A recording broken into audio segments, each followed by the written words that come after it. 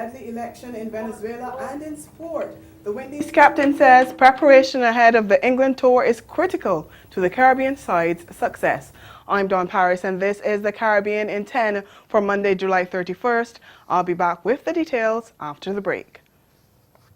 Join the Caribbean Broadcasting Union and its regional and international partners at the CBU Annual General Assembly, August 21st through 24th at the British Colonial Hilton Hotel in Nassau, the Bahamas, under the theme Digital Developments in Caribbean Media. Prime Minister of the Commonwealth of the Bahamas, Dr. the Honorable Hubert Alexander Minnis, will welcome delegates during the opening ceremony. Guyana's Minister of Public Telecommunications, the Honorable Kathy Hughes, will offer a keynote address on digital developments in the region. See the launch of the UNESCO-sponsored Manual of Social Media Guidelines for Caribbean Journalists, with guest speaker Jamaica's Director of Public Prosecutions, Paula Llewellyn. And hear from international media players about the new developments in digital television standards in Europe, the US, and Japan. And this year's Caribbean Broadcasting Awards Gala at the Atlantis Resort Paradise Island is not to be missed. Call 246-430-1007 to book your space in the 3-day conference and exhibition. Don't miss the CBU 48th Assembly at the British Colonial Hilton Hotel in Nassau from August 21st through 24th. Discounts on flights to the assembly on the official airline, Caribbean Airlines.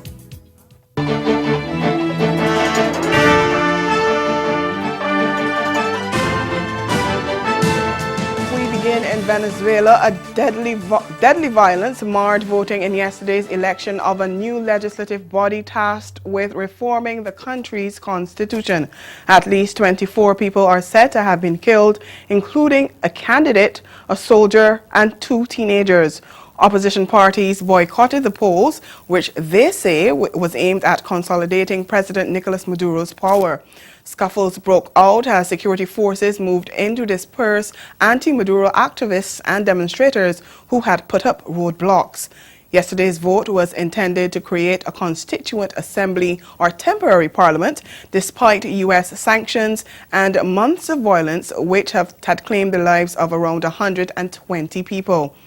Meanwhile, President Maduro is claiming victory following the poll. Addressing a crowd of supporters after the voting was completed, Maduro mocked U.S. criticism that the vote was an affront to democracy. He said, quote, "A spokesperson for Emperor Donald Trump said that they would not recognize the results of Venezuela's Constituent Assembly election. Why should we care what Trump says? We care about what the sovereign people of Venezuela say." End of quote. Maduro rose to power in 2013 after the death of his mentor Hugo Chavez, and his presidency has been dotted with opposition protests over its legitimacy. Over in Jamaica, the main opposition People's National Party yesterday selected former Mayor of Kingston, Dr. Angela Brown Burke, to succeed former Prime Minister and opposition leader Portia Simpson Miller as a Member of Parliament for the constituency of St. Andrews South Western. Brown Burke, who is also a Vice President of the party, secured 595 votes, compared to Audrey Smith-Facey's 502 in the selection exercise. Based on the outcome of the exercise, Brown Burke will be the PNP's candidate to contest the upcoming by-election to succeed the former Prime Minister. Simpson Miller, the long-standing representative for St. Andrew Southwestern, recently retired from politics, clearing the way for yesterday's internal election. Following the selection exercise, Simpson Miller bid farewell to the constituency, but she warned Brown Burke that she would be keeping a close eye on the constituency. You're not going to be losing me. I will keep in touch with what is happening. And if Angela joke, when I finish with her, she will want to run away. For 40 years, you have loved me. You have supported me. And I want to say to you, thank you. God bless you for your love and your support. And so from time to time, I'll come knocking at some of your gate to ensure that Angela is treating you like how Portia treated you.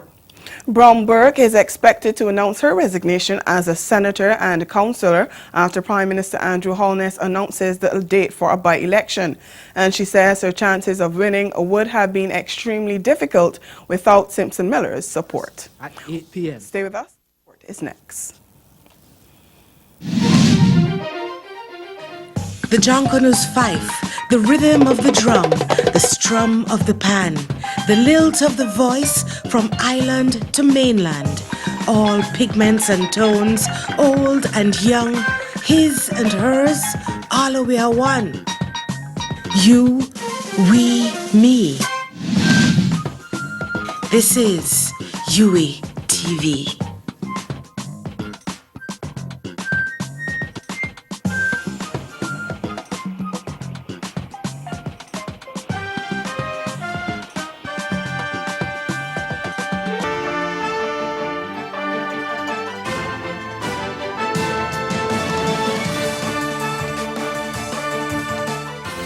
Continuing with sports, West Indies captain Jason Holder has urged his inexperienced side to make the most of 3 upcoming tour games in the build-up to the 3-match test series against England next month.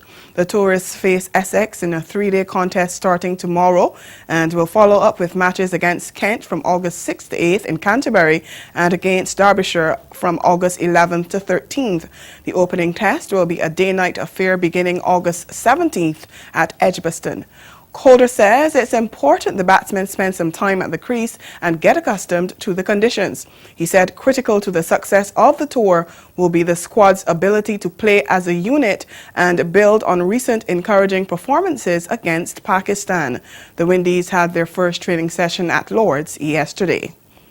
Meantime, despite West Indies women failing to perform well in the recently ended ICC World Cup, the team's manager believes there is a bright future for the side as well as young women cricketers in the Caribbean. The defending champions crashed out of the World Cup, finishing 6th after winning just 2 of their 7 games in the preliminary round. England eventually took the title. But Anne Brown-John, herself a former player, says it's a learning experience. But she also says more needs to be done to develop female cricketers in the region. I would like to see us have age group tournaments, just as we have for the boys to start have age group tournaments.